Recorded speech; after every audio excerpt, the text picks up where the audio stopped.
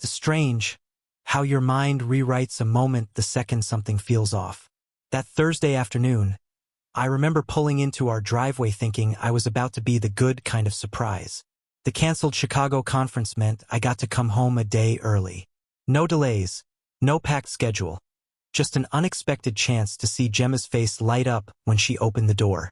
I imagined her in one of her oversized sweaters, maybe sipping that awful flavored tea she liked. I had even thought about grabbing her favorite pad thai on the way back. Instead, I stepped inside and froze. Right there, draped over the back of our living room couch like it belonged, was a navy sports jacket. Nothing remarkable at first glance. Standard fit, decent fabric. But stitched into the left arm was a logo I didn't recognize. New Jersey Tennis Club. I blinked at it, tilted my head, looked around the room like the context might suddenly click into place. But no, that jacket didn't belong to me. And Gemma never played tennis. At least not recently. Certainly not at a club in Jersey. We live in Westchester. If she joined something new, she would have told me. Or maybe she wouldn't have. I walked over and touched it, like proof. Still warm. Maybe? I didn't know what I was looking for. I think I just needed to feel it in my hand, to ground myself in the strangeness of it. That's when the next thing hit me. A smell. Cologne. Not mine. Now, I'm not the type to go full Sherlock over a scent, but this one stood out. It was sharp, almost citrusy, but with some leathery base. Clean but aggressive, like it wanted to make a statement. Definitely not something I'd wear. Not something Gemma would like either, or at least not something she used to like. I used something subtle. This had confidence. Or arrogance. The kind of cologne worn by someone who thinks they own every room they walk into. My stomach twisted. I wasn't sure why. Maybe it was the way the scent hung there in the air like someone had just left. Like their presence hadn't been fully erased yet. "Gem," I called out, trying to keep my voice light, casual. Like I hadn't just walked into a question mark. She didn't answer right away. I heard movement upstairs, her footsteps, soft but unhurried. I stood in the living room waiting, jacket still in my hands. When she came down, she didn't look surprised to see me. She looked composed, like she'd already rehearsed the moment. "You're back early," she said, slipping her phone into her back pocket. "Yeah, conference got canceled," I replied, forcing a smile. "Thought I'd come surprise you." Her lips curved just a little. "Well, surprise." I held up the jacket. "Someone forget this?" She glanced at it. No flinch. No wide eyes or hesitation. She barely blinked. "Oh yeah, Lucy and her boyfriend came by earlier. He must have left it." Lucy, her best friend from college. Always in and out of relationships. Always bringing someone new to brunch or book club, or one of those yoga wine fusion things Gemma claimed helped her reset. "Didn't know Lucy had a boyfriend," I said, not accusing, just testing. Gemma shrugged. "It's new.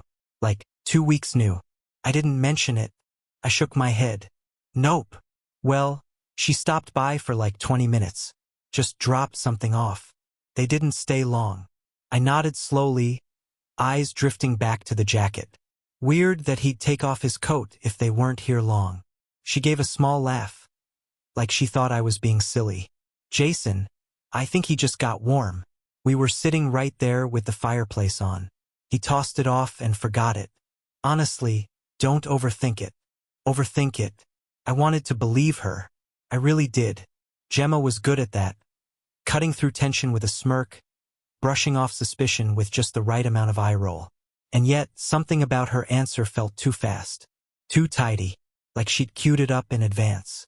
She walked into the kitchen without waiting for me to say anything else. Just like that, the topic was closed. At least for her. But I stayed where I was. Jacket still in my hands. I brought it up to my nose again. Felt ridiculous doing it, but I couldn't help myself. That scent didn't belong in our home. Neither did a tennis club logo. I tried to remember the last time Gemma had even mentioned Lucy. Maybe a month ago? 2? It had been a while. And even then, there was no boyfriend in that conversation. Just a comment about how Lucy was doing another digital detox and swearing off dating apps. Something didn't fit. Later that night, after Gemma went to bed, I sat in the living room alone, lights low, scrolling my phone aimlessly. I kept glancing at the spot where the jacket had been, now empty. She tossed it in the coat closet without another word. Just a brief, "I'll text Lucy to tell him where it is." And that was that. But my mind wasn't so easily satisfied. It wasn't just the jacket. It was the way Gemma had looked at me when I asked about it. That flicker of annoyance, not panic, not guilt, just that low-grade irritation you get when someone pokes a hole in your script. Like I'd interrupted a scene she had carefully choreographed. And then there was the cologne. The more I thought about it, the more it bothered me. Not just because it wasn't mine, but because it lingered. It was still in the hallway the next morning, faint but there, like a ghost of someone who didn't belong. By the weekend, I told myself I was being paranoid. I even laughed about it while shaving. Told myself I was turning into one of those guys who can't let a detail go. But every time Gemma smiled at her phone a little too long or excused herself from the room to take a call, something tugged at me. I started listening more. Watching. Not in a creepy way, just with more awareness. I'd never needed to before. We had trust. Or so I thought. But that jacket, it started something. Not a fight. Not a confrontation. Just a crack. And I had no idea how deep it would go. It's strange how easily you start second-guessing reality once a seed of doubt's been planted. One minute you're just living your life, brushing your teeth, asking your wife what she wants for dinner. The next, you're dissecting every look, every pause, every smile she gives to her phone. It creeps in slowly, this suspicion. Not loud or dramatic, but quiet. Patient. Like a crack in the foundation you didn't know existed until rainwater starts seeping through. After the jacket incident, I told myself to let it go. I really did. I didn't want to be that guy, the jealous husband reading too much into every little thing. But letting it go wasn't as easy as I'd hoped. Because once my eyes opened to the possibility, I started noticing things I hadn't before. Things that individually might have seemed harmless. But together, they painted a different picture. It started with the jogging. Now, to be clear, Gemma has never liked running. Ever. She used to complain that even the idea of early morning workouts made her break out in hives. But all of a sudden, she's bouncing out of bed at 6:30 a.m., lacing up brand new sneakers and heading out into 40-degree weather to clear her head. At first, I was impressed. Maybe it was a New Year's thing? Maybe she decided to finally commit to that fitness journey she'd always talked about. But it wasn't just the jogging. It was the fact that she never invited me to join. That she always left her phone behind, which she never used to do. That she came back flushed and glowing, not sweaty, but the kind of radiant you get after laughing too hard for too long. And when I'd ask how her run was, she'd just shrug. "Good," she'd say, wiping the back of her neck with a towel. "It helps me focus." Focus on what? Then came the app. Some fitness tracker thing she'd downloaded and locked with a passcode. I didn't even know you could lock those. One night, while she was showering, the screen lit up with a notification from it. I glanced, reflex, not snooping, and saw a little message at the bottom that said, "New chat with Chris." Chris. We didn't know a Chris. Or at least, I didn't. I mentioned it once, casually, while we were watching TV. "Hey, do I know a Chris? I think I saw his name on your phone." She didn't miss a beat. "He's part of the running group I joined. Just sends out reminders and encouragement. Nothing exciting." I nodded, pretending I hadn't clocked the way she'd gone still for just a second. Like a deer waiting to see if the threat was real. After that, she started keeping her phone face down on the kitchen counter again. It was subtle, but it was a return to an old habit, one I hadn't seen in months. Then came the late meetings. Now, Gemma has always worked hard. Marketing manager at a mid-sized tech firm, tight deadlines, big projects. I get it. But suddenly, she was pulling long evenings 3 times a week. "Pitch season," she said. "Client rebrands." I wanted to believe her, even packed her a late-night sandwich once. But then I noticed something. She always left one credit card behind. The joint account. The one I could see. At first, I didn't think anything of it, maybe it was just an accident. But the third time I spotted it still sitting on the kitchen counter, I started wondering. So I checked our transactions from the week before. Nothing out of place. Which made sense. Because she hadn't used that card at all. So where were the dinners going? The gas? The little charges that should have shown up? She was covering her tracks. That much I was sure of. And then came the ring. We'd been married almost 8 years. Gemma had always worn her wedding ring, even when it didn't match her outfit, even when we argued. She called it her anchor. Said she liked feeling the weight of it on her hand.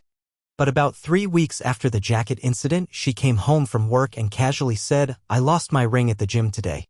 Just like that. No panic. No sadness. Just, "Guess I'll have to order a new one." Only she never did. She made a show of shopping online for replacements a couple of times, asking my opinion on bandwidths and stone cuts. But nothing ever got ordered.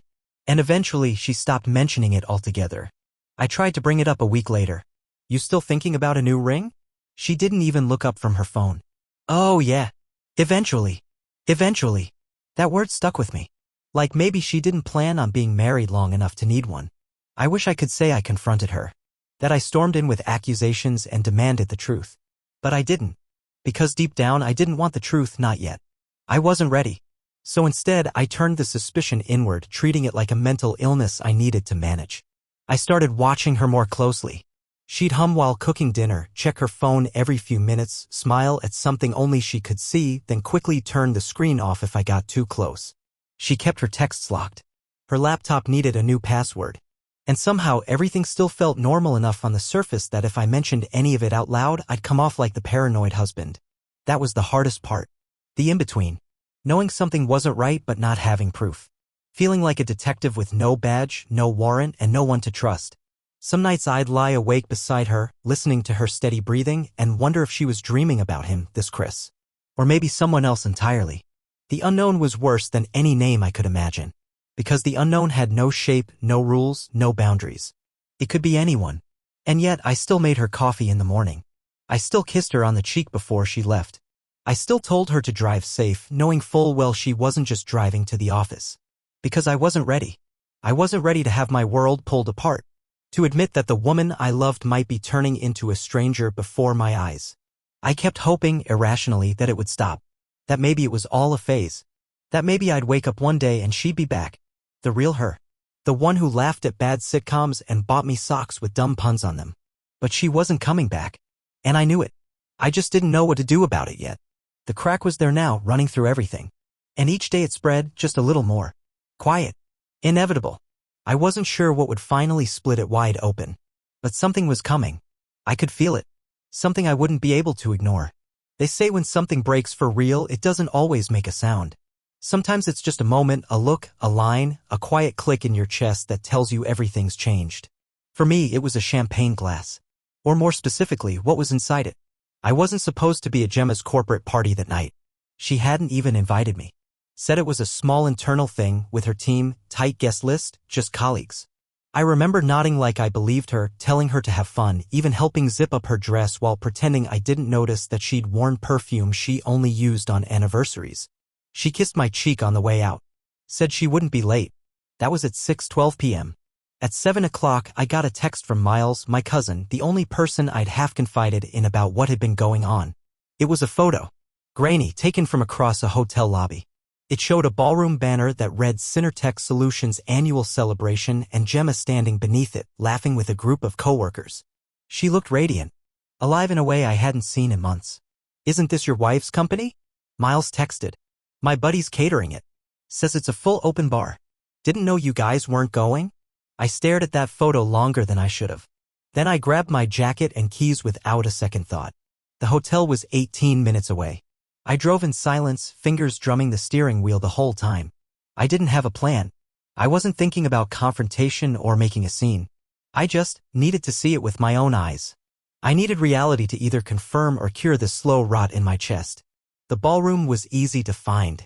I slipped in through a side entrance near the kitchen where nobody was checking names. It was loud, music, chatter, clinking glasses. The place looked like a wedding reception. White linens, string lights, people dressed like they'd been waiting all year for a reason to show off. And then I saw her. Gemma stood near the stage in a navy dress I didn't recognize. Her hair was curled. Her heels were taller than usual. And on her hand, where her wedding ring should have been, was nothing but bare skin. My breath caught. She was holding a champagne glass, surrounded by people I didn't recognize. They were laughing big, open laughs like nothing in the world could touch them. Then someone, maybe a manager, maybe a team lead, tapped a spoon against their glass to get everyone's attention. Gemma stepped forward. "Everyone," she called, raising her glass. "Just a quick one." The room quieted enough that her voice carried. I edged closer, not caring anymore if someone recognized me. She smiled wide. wider than I'd seen in months. "To freedom," she said, and the room laughed. Some cheered.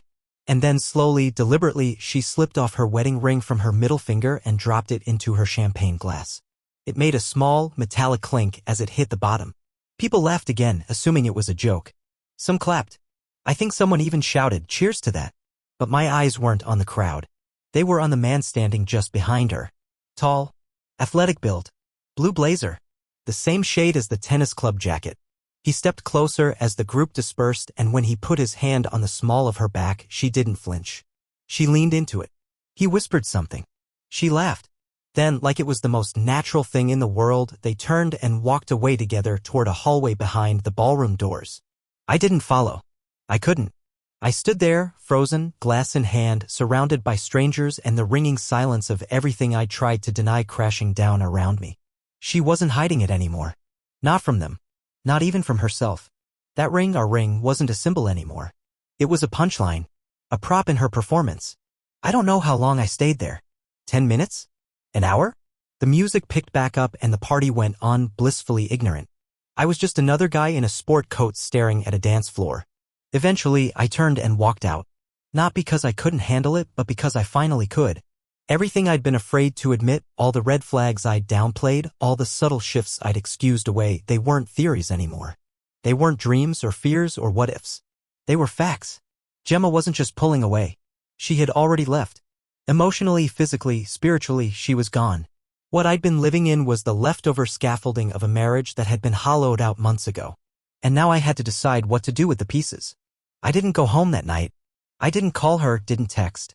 I didn't even look at my phone. I drove down to the marina near Harbor Point, the one we used to visit on summer weekends when we still liked each other. I parked in the farthest spot I could find, led the engine, and just sat there. 4 hours. The water lapped quietly against the docks. A few fishing boats swayed in the darkness, their masts creaking softly like the night itself was breathing. That image, her with him, the ring in the glass, it replayed over and over in my mind. I wanted to scream. I wanted to punch something. But all I could do was sit there, gripping the steering wheel so tightly my knuckles turned white. And then came the worst thought of all. I wasn't even angry. Not really. What I felt was emptier than rage. It was resignation. The slow, dull ache of finally accepting the thing you'd known but couldn't admit. The lie was over now. The mask was off. And strangely, in that moment of absolute clarity, I realized something else. She wasn't the one who ended it. I was. By choosing to see it. By choosing not to unsee it. Because once the truth is in the light, you can't go back to the shadows. Not if you respect yourself. As the first light of dawn started coloring the sky with a faint, pale orange, I knew what had to happen next. Not revenge. Not a screaming match. Something quieter. Sharper. I needed to take back the story. Not just walk away, but walk out on my terms. The next morning, I pulled out my phone and scrolled through my contacts until I found a name I hadn't touched in years. Miles?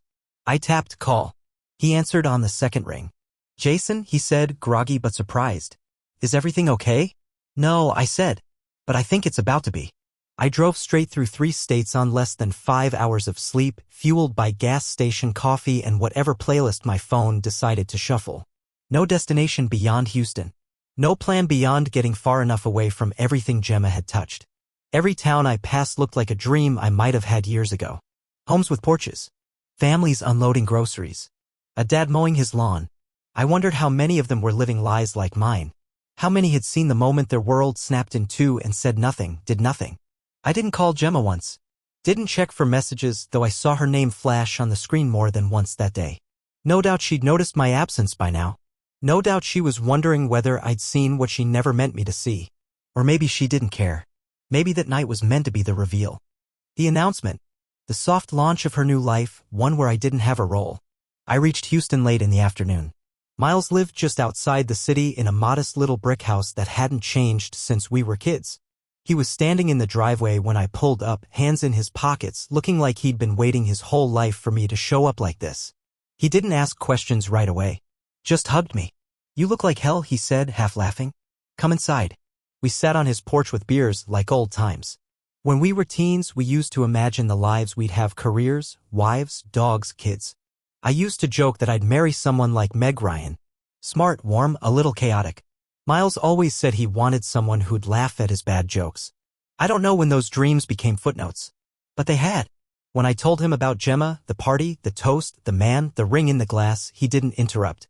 He just stared straight ahead, jaw clenched. When I finished, he nodded slowly. You gonna fight for her? He asked. I didn't answer right away. I stared out at the sidewalk, watching the shadows stretch as the sun dipped lower. I don't think there's anything left to fight for, I said. She already made her choice. I'm just the guy who didn't get the memo.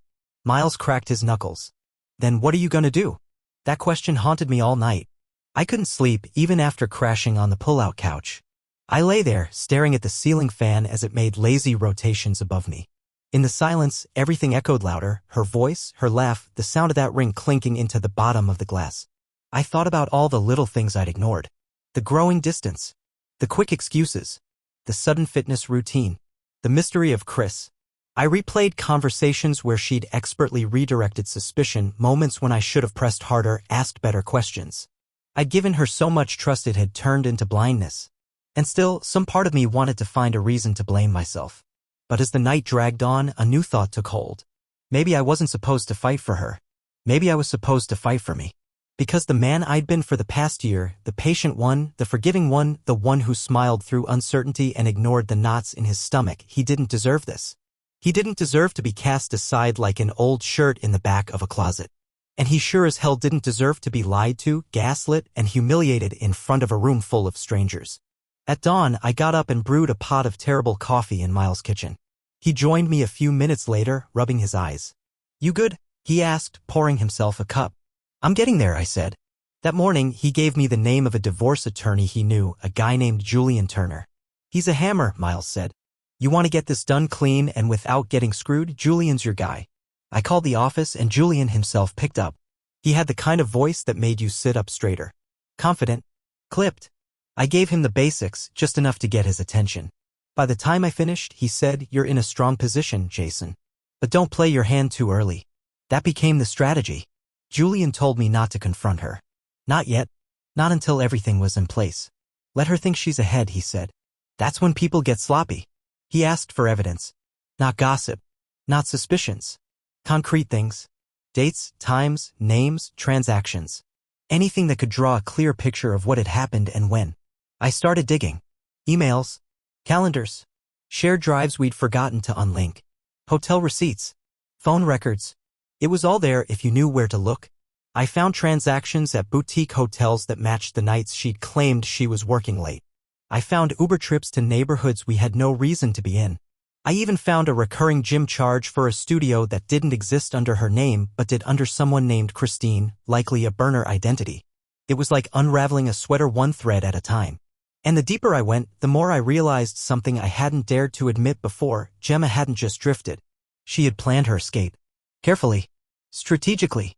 Like she'd been preparing for a life without me long before I ever saw that tennis club jacket. Julian reviewed the documents I gathered and was practically giddy. You let her have the illusion of control a little longer, he advised. Then we make the move. So I followed orders. I returned home 5 days after leaving without a word. I walked in like nothing had happened. She looked up from the couch, surprised. A little too surprised. You're back early, she said, voice light. I smiled. Missed my own bed. She didn't ask what I'd been doing. Or where I'd been sleeping. Maybe she didn't care. Maybe she thought I was too hurt, too afraid to act. She had no idea. That week, I started making small moves. I opened a separate checking account. Changed the passwords on shared services. Transferred anything I had claimed to legally into new safekeeping. I even booked consultations with a therapist. Not for the marriage. For me. Because if this was going to end, I wanted it to end with clarity. With dignity. With fire, not ashes. I stopped waiting for explanations. Stopped scanning her face for guilt. Stopped pretending we were anything but two actors playing out the final scenes of a show neither of us believed in anymore. And somewhere in that calm, in that stillness, I found something unexpected. Power. Not the kind you use to control someone else. The kind you use to reclaim yourself. I looked in the mirror one night and saw a different version of me, older, yes. Tired. But also awake in a way I hadn't been in years. Awake to the truth. Awake to what I deserved. Awake to the fact that I was done chasing someone who had already made it clear she didn't want to be caught. Gemma still hadn't said a word about the party. About the toast. About the man in the blue blazer. Maybe she thought I hadn't seen. Maybe she thought I didn't want to. But she was wrong. And soon she'd find out just how wrong she'd been. Because I wasn't just coming back to end a marriage. I was coming back to end the illusion that she could write the ending for both of us. This time I was holding the pen. For a while it was strange living under the same roof with someone who thought she was winning. Gemma walked through our house like everything was normal. She'd still greet me with a casual, "Hey babe," when I came in the door, kiss my cheek like it wasn't just muscle memory. Her tone was light, almost bored. Her phone still buzzed during dinner. She still claimed to be exhausted from meetings. She never mentioned the ring. Never brought up the party. And I didn't bring it up either. That was the key. Julian had warned me the moment she senses you know she'll shift tactics. She'll get defensive, spin a narrative. Right now, she still believes she's 2 steps ahead. That's good. Keep it that way. So I did. I smiled when I needed to. Nodded when she gave excuses. I even asked how her early runs were going like the fool she expected me to be. She told me she'd started tracking calories with Chris's help. He's a trainer, remember? She'd say. It's just motivational stuff. I'd nod, sip my coffee, and offer a supportive, "That's great, honey." Inside, I was already dismantling the structure she thought she controlled. Julian and I met in person every few days. He had a presence that could make a room freeze. Tailored suits, sharp eyes, and the kind of deliberate speech that made you lean in to hear every word. He wasn't just an attorney. He was a strategist. And this case? This was chess. "Fall nothing yet," he kept repeating. "She'll get lazy. Let her dig her own hole." He had me start assembling a narrative that a judge would respect. Not just proof of infidelity, but patterns. Intent. Emotional abandonment. Financial concealment. He explained that in New York, while no-fault divorce is common, a well-documented case of betrayal can shift everything: asset division, spousal support, even property decisions. We built a timeline. Every receipt. Every discrepancy. Every absence. I even pulled archived security footage from our home cameras, footage I hadn't reviewed in over a year. Turns out, the night she said she was working late in January, she brought someone into the house.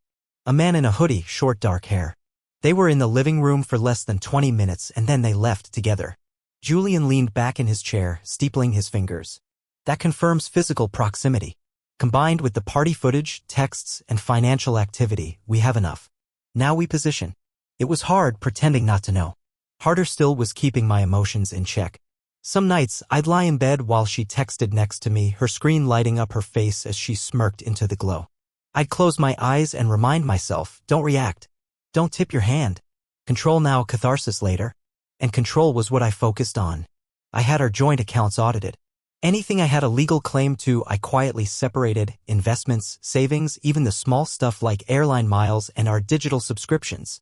I didn't drain anything. I didn't move cash in a way that would raise red flags. I just ensured I had autonomy.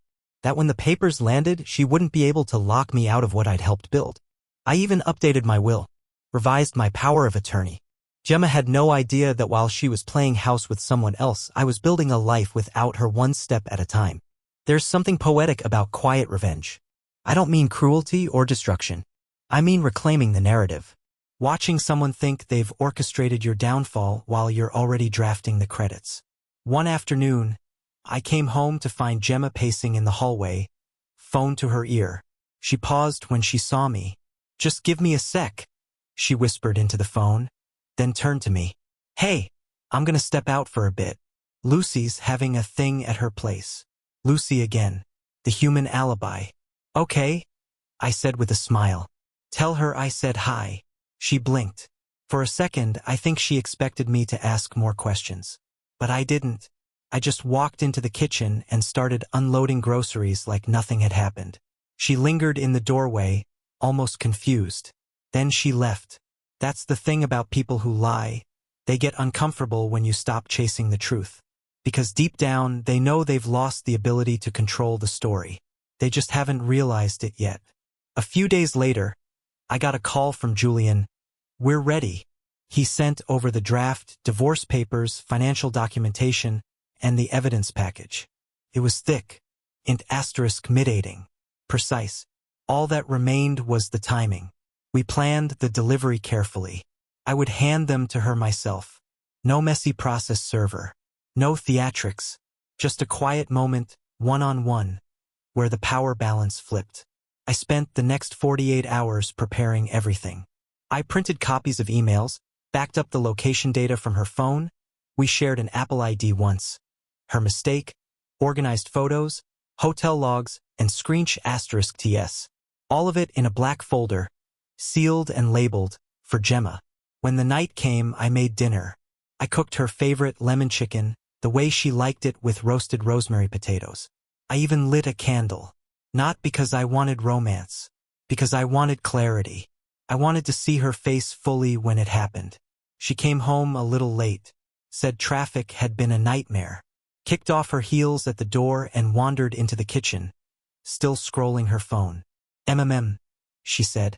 Smells good. I smiled. Thought we could eat together. She raised an eyebrow. You feeling sentimental or something? I shrugged. Something like that. We ate in mostly silence. She talked a little about a new campaign her team was working on. I nodded, asked the occasional follow-up. She never asked about my day. She hadn't in weeks. When we were done, I poured 2 glasses of wine. Slid her one. She took it absently and reached for her phone. That's when I stood and walked to the counter. The black folder was sitting next to the toaster. I picked it up, turned back to her, and laid it gently in front of her wine glass. She looked at it, confused.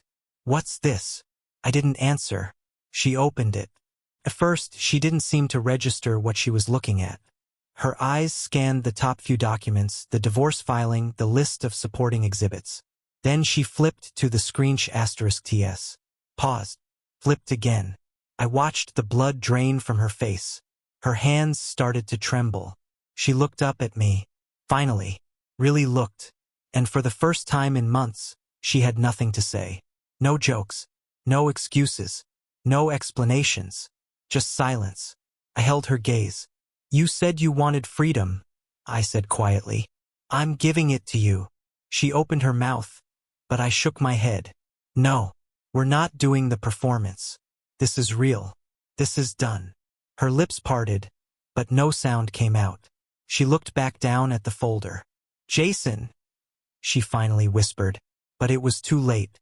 She hadn't just lost the marriage. She'd lost control of the ending, and I didn't have to raise my voice. I didn't have to cry. I just had to stand. And she had to sit with the wreckage she created while I walked away from it.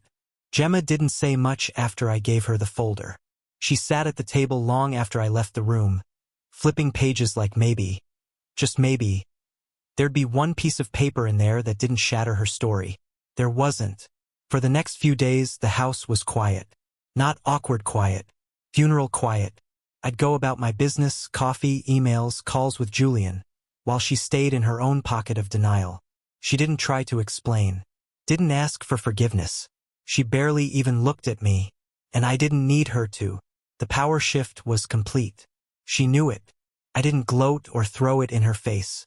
I just existed calmly in the wreckage while she finally saw how much she'd underestimated me. What got her wasn't the evidence. It was how calm I was. How ready. How I had taken back the wheel while she was busy playing house with a fantasy. Her lover, whoever he was, never showed up. Never called. She was alone now, and that scared her more than anything. I left the final, signed documents on the kitchen counter, sealed, notarized, final. No fight. No begging. Just closure. I'd given her exactly what she wanted. Just not the way she imagined. After she moved out, the silence became peace. The kind of stillness that doesn't ache. It heals. I took back the space, one room at a time. Removed the photos. Gave away her throw pillows. Reclaimed the walls. It didn't take long before the messages started coming. Can we talk? You misunderstood everything. It wasn't serious. He's gone. I didn't respond. She gambled, thinking she could walk out, spin her own narrative, and have the option to come back if it didn't pan out. But there was no coming back. I heard through a mutual acquaintance that Chris had vanished. Deleted socials. Changed numbers. Whatever fairy tale they had going had ended in silence. Maybe he was never serious. Maybe he was married. Who knows? What I do know is that Gemma lost everything in the span of a few weeks. Her marriage, her lifestyle, even the illusion of control. She posted a photo not long after, her standing on a balcony, wine glass in hand, captioned, "Freedom isn't always happiness." And for once I agreed. I didn't comment. I didn't call. I just sat in the home she used to own half of, sipping my coffee while the woman who threw it all away came to understand exactly what she'd lost. She wanted freedom. I gave her truth. She wanted a new life. I let her walk into it. But she never expected that I'd do it on my terms. And that's what real power is, walking away, not to hurt someone, but to finally honor yourself.